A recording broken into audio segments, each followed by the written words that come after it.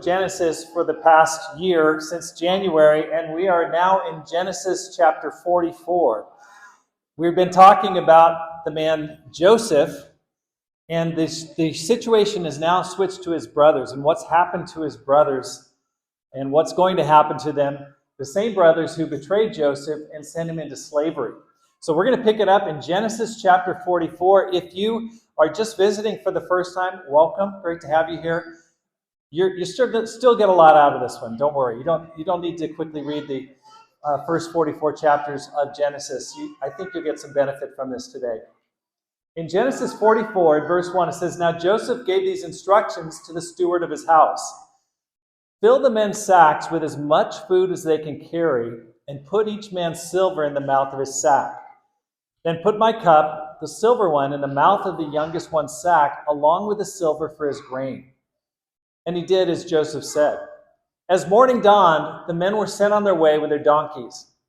They had not gone far from the city when Joseph said to his steward, "Go after those men at once, and when you catch up with them, say to them, 'Why have you repaid good with evil? Isn't this the cup my master drinks from and also uses for divination? This is a wicked thing you have done.'" So what's happening here in these past couple chapters is Joseph is setting up a trap for his brothers, trying to figure out, have they really changed, or are they still the same scoundrels, terrible people that they were 20 years prior? And so what he's doing here is trying to isolate his younger brother Benjamin, who's been with him, and try to bring him back. And he wants to find out, okay, are they going to abandon him like they abandoned me? Have they changed at all? Are they at all any different? And so he puts a silver goblet in Benjamin's bag, and it's used for divination. Now, what kind of divination? Well, it's most commentators think it's what's called oleomancy or hydromancy, which is pouring water into oil and determining the pattern, determining the future based on what's poured into it. So that's what he's mentioning there. So he places the cup in Benjamin's bag to bring him back and to test the character of his brothers. Would they abandon him or not? So let's keep reading. When he caught up with them, he repeated these words to them. But they said to him, "Why does my Lord say such things? Far be it from your servants to do anything like that. We even brought back to you from the land of Canaan the silver we found inside the mouths of our sacks. So why would we steal silver or gold from your master's house? If any of your servants is found to have it, he will die, and the rest of us will become my Lord's slaves." "Very well then," he said, "let it be as you say. Whoever is found to have it will become my slave. The rest of you will be free from blame."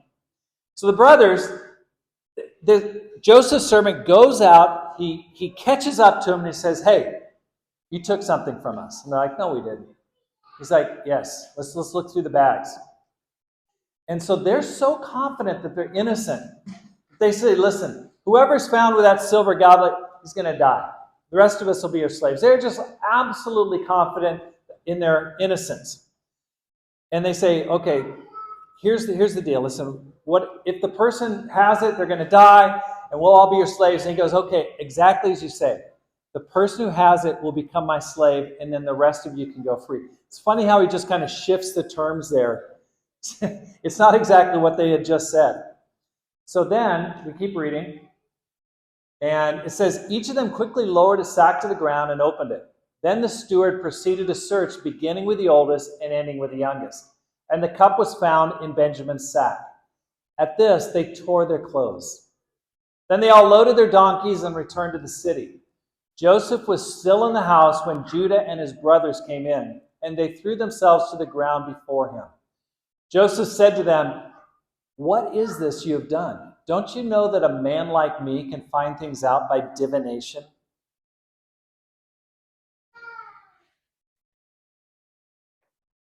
This is the second time that they get arranged by their age. So the brothers here are going, how does he know who's the oldest and who's the youngest? He goes through and he searches starting with Reuben, then Simeon, then Levi, then Judah. It goes all the way down, all the 12 brothers, or the 11 brothers. So That he does that earlier, and so they must have been kind of blown away. How does this guy know who's who? And he's doing it in the order. Now, the impressive thing about this situation is the brothers don't separate from Benjamin, who's got the silver cup in his sack. It says, okay, let's see here. Okay, it says in verse 13, at this they tore their clothes, then they all loaded their donkeys and returned to the city. They didn't just say, hey, Benjamin, sorry, bud, we're going to go on. You got to go back. They all returned. So something has definitely changed. They're not the same people they were earlier. They stick with him even though he appears to be guilty. And then in verse 14, just something you probably wouldn't notice just reading on a first glance, says Joseph was still in the house when Judah and his brothers came in and they threw themselves to the ground before him. Judah has not been the leader of the brothers up until this point. In fact, he's the fourth child born to Jacob. It's Reuben, then Simeon, then Levi. Now it's Judah. How come all of a sudden Judah is known as Judah and his brothers? This is kind of like Michael Jackson and the Jackson 5. It's like, how did he all of a sudden become the star of the show? Why isn't it just all the brothers together? It's all of a sudden the spotlight from this point on really shifts to this guy Judah. And it's not really clear initially why it is, because he has not been a great guy coming up to this point. But the spotlight of this chapter clearly focuses on Judah. Now let's take a look at the next section. What can we say to my Lord? Judah replied. What can we say? How can we prove our innocence? God has uncovered your servant's guilt. We are now my Lord's slaves, we ourselves and the one who is found to have the cup. But Joseph said, far be it from me to do such a thing. Only the man who is found to have the cup will become my slave. The rest of you, go back to your father in peace. Look how Judah says, God has uncovered your servant's guilt. Even though only Benjamin is guilty, they all share the blame. And so Judah is making a connection between their previous crimes against Joseph and this event. He's grown in his understanding of sin, and he's realized, listen, it's not just this event. It's like God is uncovering the fact that we have been terrible to our brother 20 years ago. And he's just exposing the sin that's been lying beneath the surface. And Judah realizes they deserve punishment, even if not guilty of this particular crime. So he just says, hey, we're guilty. And then in verse 17, Joseph offers a super tempting alternative. He's just setting up before them, hey, listen, I'm going to let you guys off the hook. Abandon Benjamin, their youngest brother, and return home safe and sound. He says, hey, I'm not going to keep you guys. I wouldn't do anything crazy like that.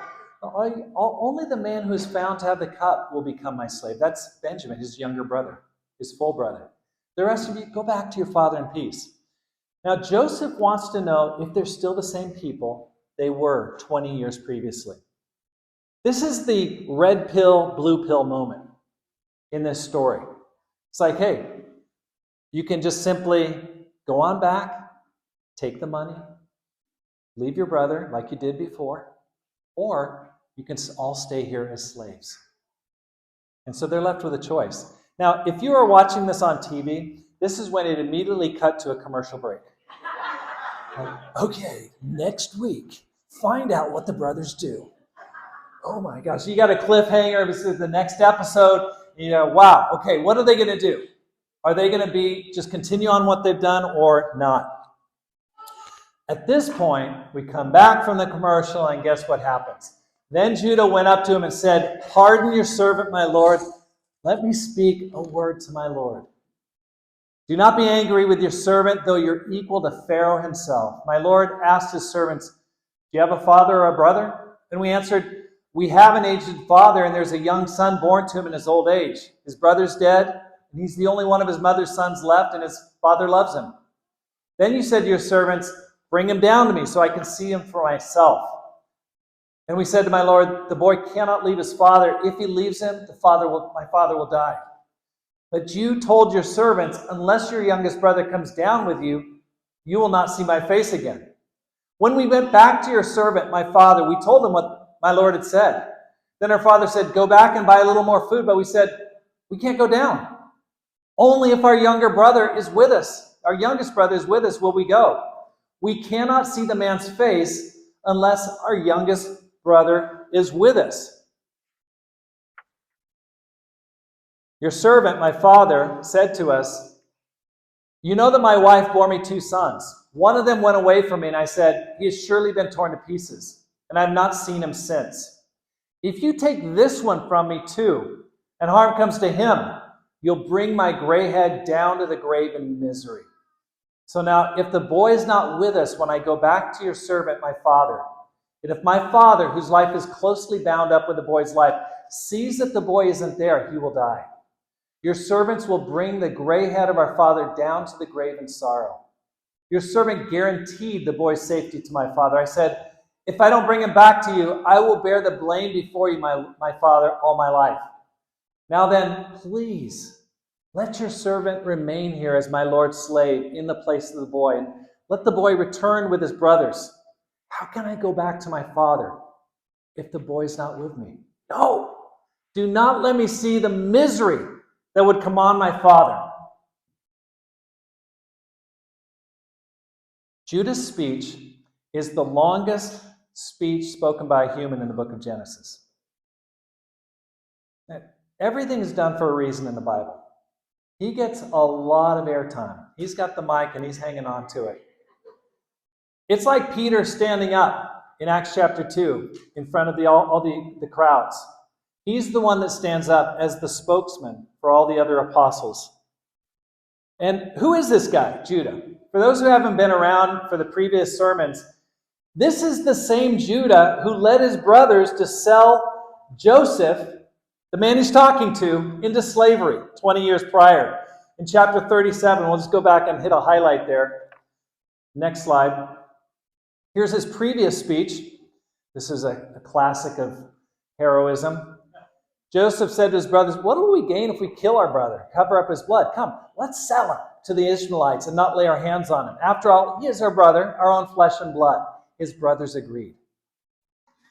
Okay, Judah, he's like, no, listen, if we kill him, we're not going to get anything for it. Let's make some money on this situation. I mean, this guy is such a low character at this point. And then all of the brothers agree. So he was actually guiding them in sin at this point, just 20 years prior. But then remember that chapter 39, that just seems kind of dropped into the section for no apparent reason, talking all about Joseph. Then all of a sudden you get a little story about Judah on the side. And it's not good stuff. Judah wanders away from his family. He goes and marries a non-believer. Then he has a couple sons. They're both terrible. They die. And then he lies to his daughter-in-law, Tamar.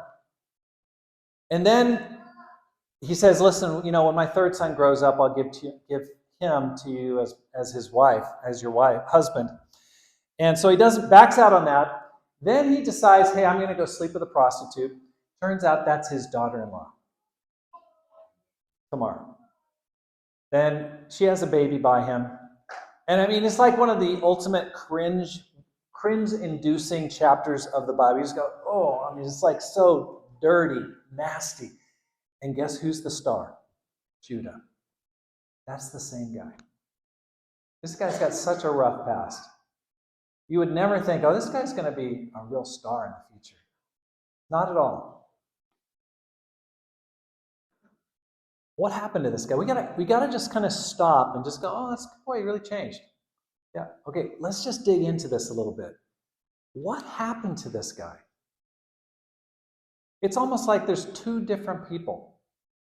Because he goes from a loser to a leader in this chapter 44. He's like a different person entirely. We got to figure out what happened to this guy. Okay, First of all, what do we see in this section? What makes him different than he was before? First of all, he's responsible. He takes responsibility. In that passage, he says, God has uncovered your servant's guilt. He takes responsibility. He says, listen, I'm going to own my own sin. He's not defensive. He doesn't say, oh, hey, it wasn't my fault. It's these guys. They really talked me into it. He's not defensive. He says, what can we say? We're guilty. He speaks up. Reuben, Simeon, and Levi, his older brothers, they don't say anything. Levi's the one who steps up, or Judah's the one who steps up, and he's humble. In this speech that he gives, the term servant shows up 10 times. It's the most humble and respectful speech you can imagine. He's like, he's talking to Joseph. He says, my Lord, so many times. And he says, your servant. He's so humble. That shows responsibility. He faces reality. He tells the facts. He says, hey, this is what you said. This is what I told my father. Here's what's happened up until now. He tells the facts as they actually are. He doesn't bend the story to favor him. He just says, this is what's happened up until this moment. And then he sticks to his commitments. In chapter 44, verse 22, he said, I promised my dad that I would bear the blame and guarantee this boy's life. And I bear the blame all my life. And he follows through on his commitment. He's totally responsible. Something has totally changed from the previous Judah. And we've got to apply this in our own lives. There's a reason why this is in here. So often, we get stuck spiritually. You know why? Because we blame other people for the situations we find ourselves in. We paint our story as the victims. We're the ones who are traumatized. We're the ones who are hurt. You hurt me. You hurt me. And we lose all our power. You know why? Because we're no longer in control. Everyone is just hurting me. I'm the victim here. And we just live off of the scraps, the attention, like, oh, I'm so sorry for you. A leader never acts that way. And that's not the way Judah says. He says, listen, the Lord's uncovered your servant's guilt. We get defensive. We rationalize, well, if you knew my situation, you'd understand why I'm doing what I'm doing. We hide from the light. We avoid speaking up about who we really are. Hey, this is what I struggle with. This is my sin. We bend reality to fit our sin. And we don't agree with the law that says you reap what you sow. You know, some of us, we're really struggling in sin right now. We've got massive, massive sin issues, but we don't take responsibility for them. We're blaming other people. We're blaming friends, family. It's not my fault. If you understood, you don't get it. You don't understand. And that's why we're stuck. That's why we can't become a Christian. That's why we're not growing as a Christian, because we don't take responsibility. What else makes Judah different than his earlier self? He's sacrificial. He says, now then, please let your servant remain here as my Lord's slave in place of the boy, and let the boy return with his brothers. How courageous. How heroic he is. He offers himself as a substitute for his guilty brother, Benjamin. He's self-sacrificing. He's cross-bearing. Unlike Reuben, what did Reuben do? He offered something else. He said, listen, if I don't come back, I'll kill my 2 kids. You can kill them. Now, is that a real sacrifice? Yes. In a way, you go, kind of a perverted sacrifice. It's not heroic. Instead, it's creepy and weird and criminal. Right? Yes, it qualifies as a sacrifice, but I wouldn't call it Christ-like, would you?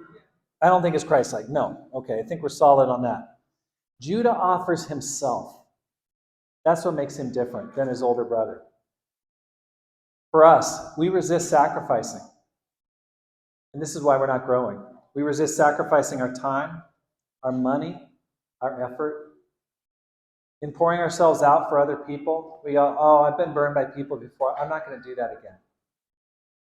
I'm not going to try to help people because people have hurt me. I've been broken, my heart's been broken. I can't do that. I don't want to make time for people because I can't handle it. When people don't choose to follow God, I'm not going to stay to buy with people anymore.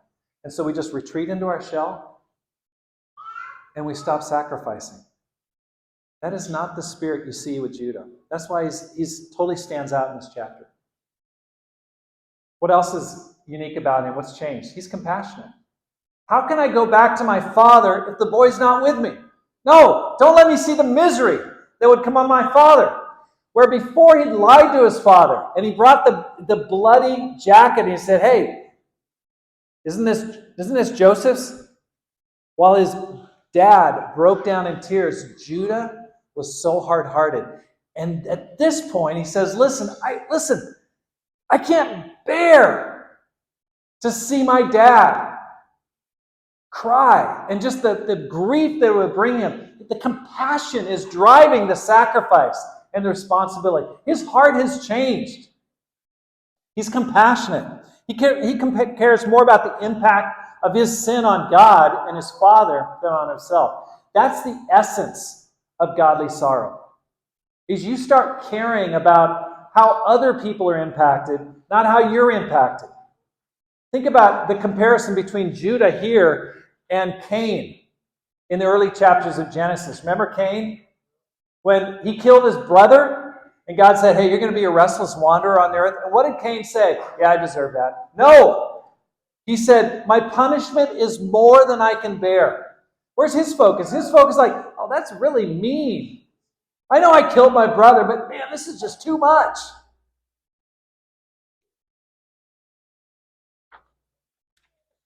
For some of us, we're not changing because our hearts are just so small.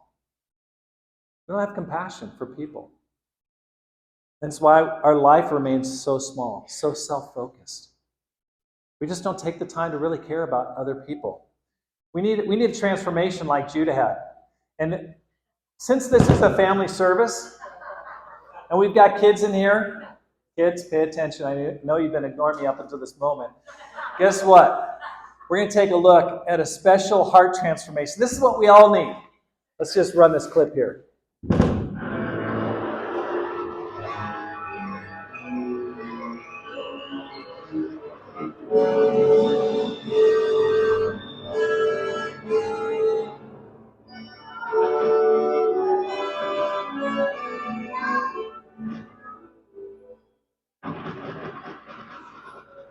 What happened then?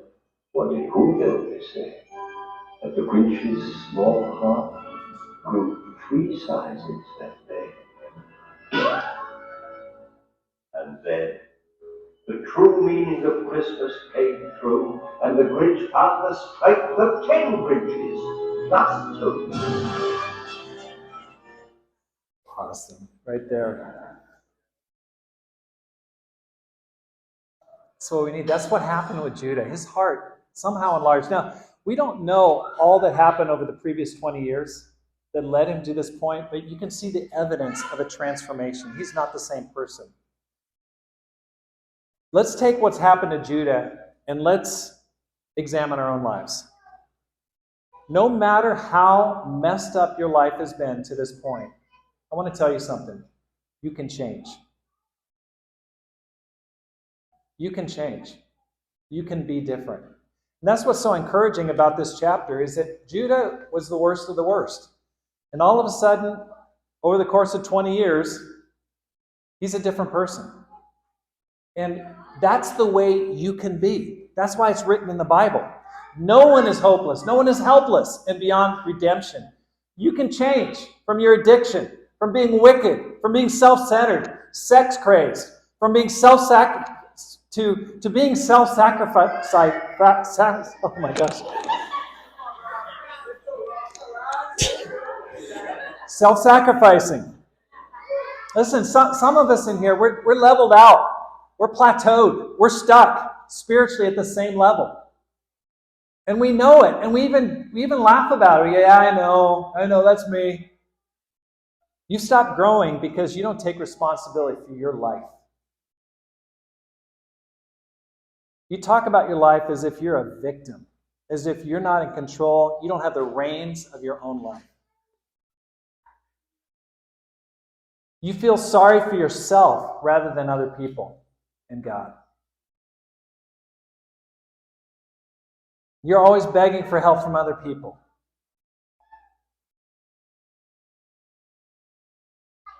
You aren't willing to do the hard things. Make the sacrifices necessary to deal with your sin and to really grow into a spiritual leader or a mature disciple. Every time you start, you quit because it's just too hard. Listen, it took Judah 20 years to become the person we read about in this. There's a lot of time has passed.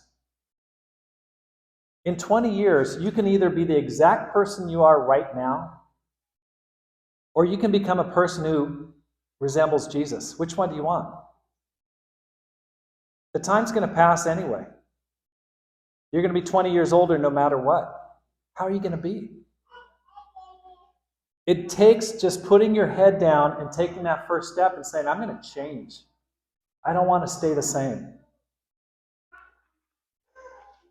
This last week, I took Coleman Gordon, he's my intern here on campus, and a guy, a disciple up in Flagstaff, who leads a church in Flagstaff, and we went to the Grand Canyon on a leadership retreat. And we got a campsite down at the bottom of the Grand Canyon. Now, I've been to the Grand Canyon a couple times, but I've never hiked down into it. It's 5,000 feet from the top of the rim down to the river in elevation change. It's way down there. How many people have been to the Grand Canyon? Raise your hand. Okay. I want you to raise your hand if you've never been to the Grand Canyon.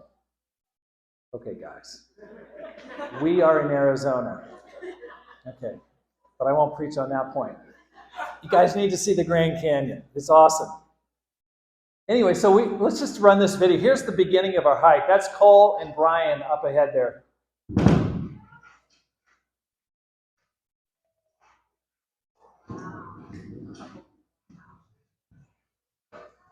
We had just started. I'm like, oh my gosh. Those people like climbing up on the other side, like hopping and puffing, like, what did I get myself into? Okay, next slide. So then we get down to the river, 5,000 feet lower. And we're like fired up. I'm like, oh, this was fun. My legs were like jello. You know that feeling when you're like kind of like shaky, like, I don't know if I can stand up straight. But we get down there, we cross that bridge. Look at Cole. He's cool as a cucumber right there. Okay, next slide. This is our campsite where we camped that night.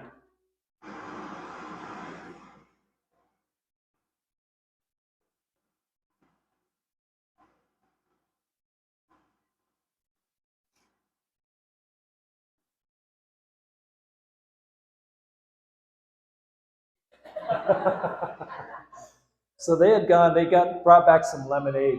They're really, really nice. But it was a beautiful campsite. We got down to the bottom of the river. Great campsite. And then we climbed back up the next day, and here's the last picture. Okay, this is the very end of the hike at the beginning. So what was amazing about it is on Thursday morning when we decided we're gonna climb back up, because there's no other way, you got to climb to the top. It's like, there's another option besides actually walking up? Nope. So it's 10 miles to get to the top. 7 miles down, 10 miles up, back up to the top. And I'm like, oh my gosh. And I'm just sitting there going, I'm not 28 anymore. I'm not 38 anymore. I'm not even 48 anymore. And I'm just like, these guys are like half my age. I'm like, I don't want to embarrass myself. And when you look up from way down below, I mean, those cliffs, they look as far away as, just, you're looking up like this. You're like, how am I going to get there? But you just have to like, put your head down and just start walking. And, there's gradual steps the whole way. I bet probably the deepest step is maybe this, where you got to kind of step up. The rest of them are just like this, and you just got to keep climbing all the way up. And it's amazing, by the time we got this, we look back down and go, whoa. 6 hours later, we got to the top. From the bottom, you can't even see the path. You go, am I going to have to climb these cliffs? But there's just switchbacks all the way up. And I think this is where some of us, when it comes to growing, we stop before we even get started. Because we're just like, to be like Jesus, it's so far up there. Why even get started?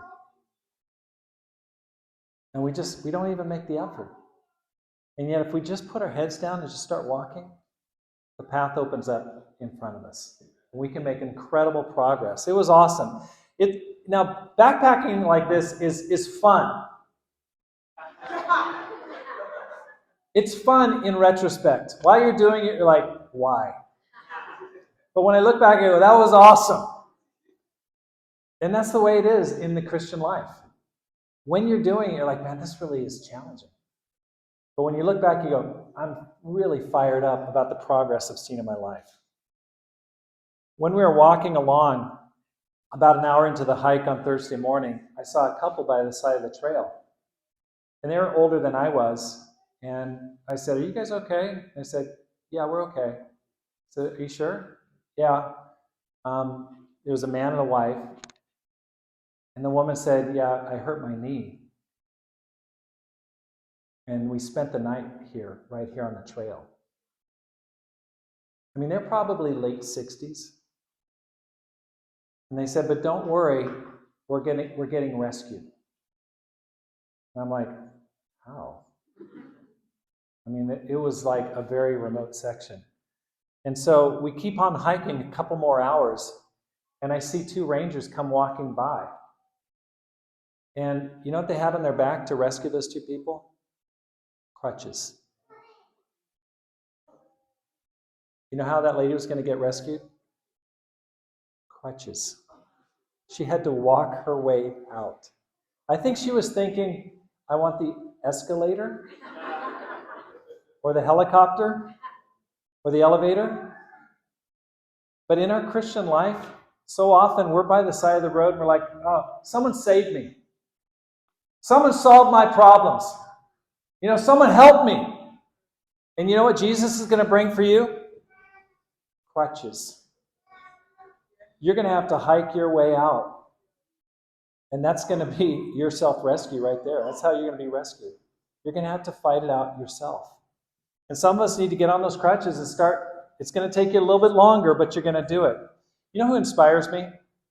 Randy Nassauer. Randy Nassauer, about 8 years ago, I'm guessing, had a massive tumor in his head. The doctor discovered it, and they had to go in and do surgery immediately. He's got a scar that just goes straight down the side of his head. He's sitting right back there. I asked him if I could share about this. And, a number of us would spend the night with him in the hospital just to be with him. I remember one night I was there, and the nurses would come in at night and ask him questions to see how he was recovering. And they would say, hey, Randy, do you know where you are? And I remember Randy going, yeah. Okay. And they said, where are you? I'm at the fairgrounds and with my wife and kids. Like, oh, okay. Another time the nurse would come, hey, Randy, where are you? I'm thinking I'm at the playground. I mean, he was so scrambled. It was like, oh my gosh, I hope this person recovers. But Randy has rebuilt his life step by step. And recently he decided, I'm going to go back and finish my college degree. He's getting his bachelor's. And I just go, it's so inspiring because they've just rebuilt their life in the midst of a major tragedy. There's an example of a person that says, I'm going to take responsibility for my own life, and I'm going to find a way to not feel sorry for myself, but to solve the problems God has placed in my life. Let's go on to the next slide. Judah is a foreshadowing of Christ. Judah is a foreshadowing of Jesus. In Genesis chapter 49, this is a little preview. Jacob blesses his sons according to their characters. He goes through Reuben. Reuben is not really blessed. Simeon, no. Levi, not much. But when it comes to Judah, he just lays on the blessing, even though his beginning was so bad. He says, Judah, your brothers will praise you. Your hand will be on the neck of your enemies. Your father's son will bow down to you. The scepter will not depart from Judah, nor the ruler's staff from between his feet, until he to whom it belongs shall come, and the obedience of the nations shall be his. Okay, who's he talking about there? That's Jesus. He says, listen, your brothers are going to bow down to you. They're going to praise you. And the scepter of leadership is going to remain with Judah. Who are some famous descendants of Judah? King David, and then ultimately Jesus. Judah became a leader when he started out as a total loser.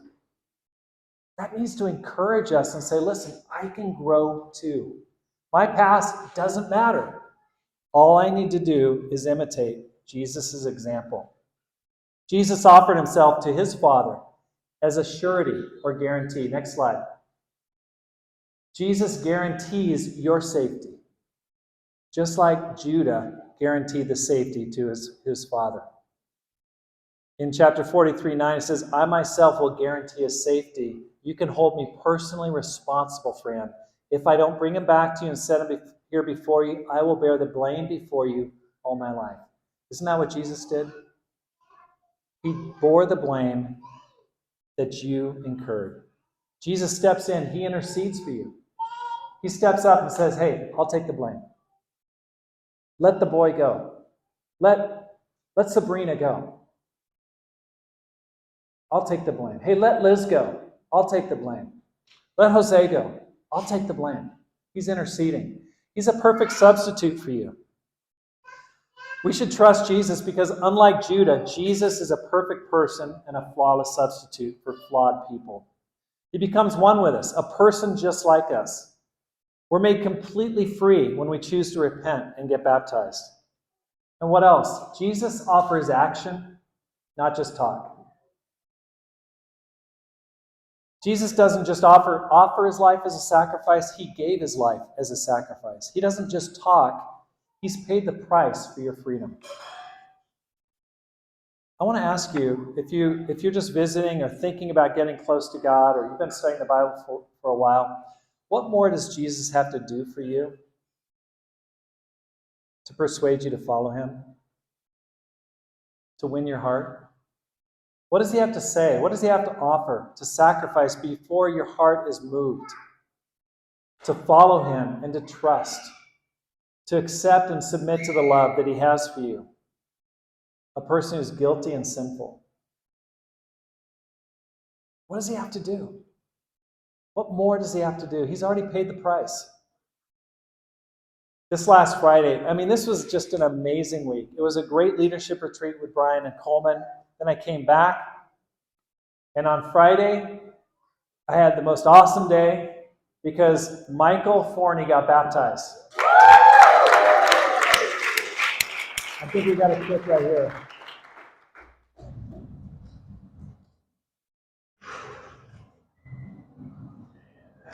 That was awesome.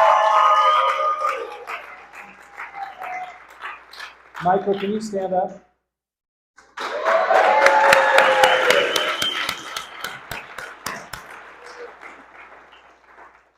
Michael, thank you. That's great. It's such a cool story because Michael, he was met a couple years ago by Felipe Marias, who is no longer here. He's up in Spokane. He was part of the same nursing program, and Felipe reached out to him. They both come from Pennsylvania. They hit it off. Michael studied the Bible for a while, and then he just decided, I'm not ready to follow Christ at this point, and he chose a different direction. Then this last summer, I was going to the gym at Vasa, and I couldn't miss him because he's a massive dude. I'm like, whoa, that looks like Michael. Yes, it is Michael. That's Michael. Whoa, hey, what are you doing? He's like, hey. And I said, hey, what's going on? He says, long story short, he said, my life's changed, and I really want to seek God. And so we started studying the Bible again. I said, well, do you want to study the Bible again? And he said, absolutely. So we started studying the Bible again, and we pulled some different people in, and it was just amazing. He just got baptized, and it's just so thrilling to see the change. But one thing that really impacts me about Michael is he took responsibility for his life. when we did the cross study, and he talked about his sin, he was just so like, hey, this is my life. He cried when he saw what Jesus did for him. I mean, he's a big guy. It's awesome to see someone like that just be moved by the cross of Christ. And then he got baptized, and he's starting a brand new life. We just had a follow-up study today, which was awesome. I want to challenge you with some next steps. First of all, if you're studying the Bible, repent and get baptized in the next 30 days or sooner. Just decide. I'm going to have something to be thankful about on Thanksgiving. Follow in Michael's footsteps. Just decide, hey, I'm going to get right with God. I'm not going to wait around any longer. And if you're already a disciple, I want to talk to you. Put your head down and start walking. If you've been sitting by the side of the trail just waiting for someone to rescue you, pick up those crutches and hobble your way out and start growing. And say, listen, I'm going to overcome my fear. I'm going to overcome what's been holding me back. I'm going to stop blaming my circumstances. I'm going to stop looking to the past for what's held me back. And I'm going to say, I am in charge. I'm responsible. I'm going to grow. Take responsibility for your life. Drive out the fear that's controlling you and replace it with love. And sacrifice your time, energy, money, and even your pride. Got some great examples of people who are like this. And take a look at this next shot. This is from Friday. This is his baptism. That's James on the left. And then on the right of Michael is John Love and Matt Wharton. And these guys were instrumental in helping Michael become a Christian. But each one of them could have just said, oh, you know what, I'm too busy. James could have said, hey, I got a busy job with Raytheon. But he just would jump in there. I'm going to help out with Michael, studying the Bible with him. Matt Wharton, he's a pilot. He's like a colonel, captain, major. Major. Okay, one of those things high up there in the Air Force. He was going through an intense thing at his work where he's trying to pass. He could have just said, hey, Rob, it's not the time for me. I can't do it. But he would join the studies, even during the middle of the day, to help Michael become a Christian. John Love just moved here. John's in his 60s. He's retired. He's got a new house. He could have just said, hey, you know what? He's kind of a kid. He's too young. I'm older. I'm going to find somebody my own age. No. He could have said, I'm just settling into my house. We're remodeling it. He made no excuses. He got in there and sacrificed. And all together, just loved this guy and helped him become a Christian. These are people who are growing, and you can too. Let's make a decision. We're going to imitate the example of Judah. Even if we've got the most sordid past, we can become a leader. Let's go ahead and pray right now for the communion. Dear Heavenly Father, thank you so much for this time to remember Jesus, your Son, who's the ultimate sacrifice for us. God, we're just so grateful, Jesus, that you came into this world to offer yourself as a substitute for our sin. That you came to die for people like us. That you're so loving, you're so kind, you're so compassionate. And every Sunday we take this time to remember your body, your blood, which you shed for us because you love us. Lord, help us to grow. If we've not been growing, if we've been just mired in our own sin, help us to change, to take responsibility, to sacrifice, to do the hard work necessary, to gain some momentum to become like Jesus. Thank you so much for this time to remember his body and blood that makes us clean. In Jesus' name we pray. Amen. You should have some of these on your chair. If you don't